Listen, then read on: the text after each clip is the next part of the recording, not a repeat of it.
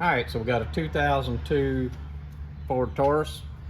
This is for a Windstar too. If you own a Windstar and you have this issue, what happened is the torque converter, where the shaft for your pump comes through and goes into the torque converter and splines up, the splines stripped out of the torque converter. This happens a lot on these. We always change the fluid and filter and then replace the torque converter. So what you would do is look down inside of your torque converter. Sometimes you can see those splines stripped out, sometimes you can't. But what the actions was, this transmission just quit pulling. They got in it in the driveway, started the car up, pulled it down in gear, and they had nothing. It wouldn't even move after they had just driven it to town. So once we got it apart, then we could see that the torque converter was stripped out, and that's what we're doing, is replacing the converter. What we're going to do is set this converter back in there. I'm going to get it set all the way back so you'll know how far you need it back in there. Always inspect this little O-ring right here. This is your lockup O-ring, and make sure that it's okay. You could probably pick one of those up at a transmission shop or something if you was doing this yourself. So anyway, let's get started. We're going to put the converter back in there. We're going to put it all the way back. We're going to run a straight edge across. We're going to measure it so you'll know how far you need it back in there. Then we're going to install the transmission up into the car, get it bolted up, just the bell housing. We're going to get it bolted up to the engine, and then we're going to show you how much clearance you should have between the flex plate and the torque converter. So let's get started putting this converter back in. First thing you'll want to do is make sure that you put a little bit of fluid in there. These will handle a whole lot of fluid, but a half a quart is best.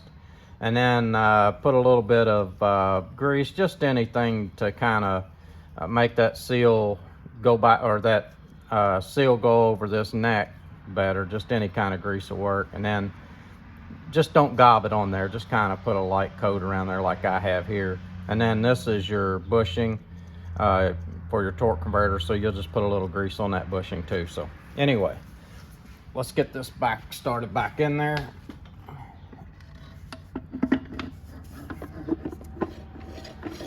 You'll just turn it like that, kind of wiggle it a little bit,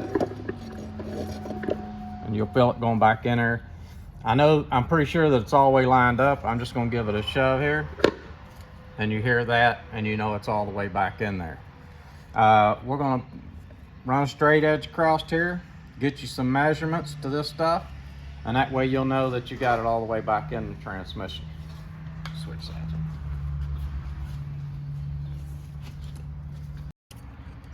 Okay, so I'm just going to use this bar. I'm going to place it. I placed it right across from the bolt studs and the pilot. So I just placed it right across the studs and the pilot. So there you can see about where it should be on the bolt stud. There's where it should be on the pilot. And I'm going to get one more measurement right to the back of the torque converter, and that is close to 1.5 inches. Your measurement may be just a little bit different from that, but if there's a whole lot of difference between this measurement and your measurement, then you want to make sure that that converter is all the way back. Okay, so we're going to install this transmission. We're going to bolt up the bell housing, and then we're going to get you some more measurements and let you see what we're looking at up in there. Okay, so we got the transmission bell housing all bolted up to the engine. You see the flex plate here. There's the torque converter. You should be able to move it like that. We call it ringing the bell. When you can hear that, then you know you got plenty of clearance. You got the torque converter all the way back.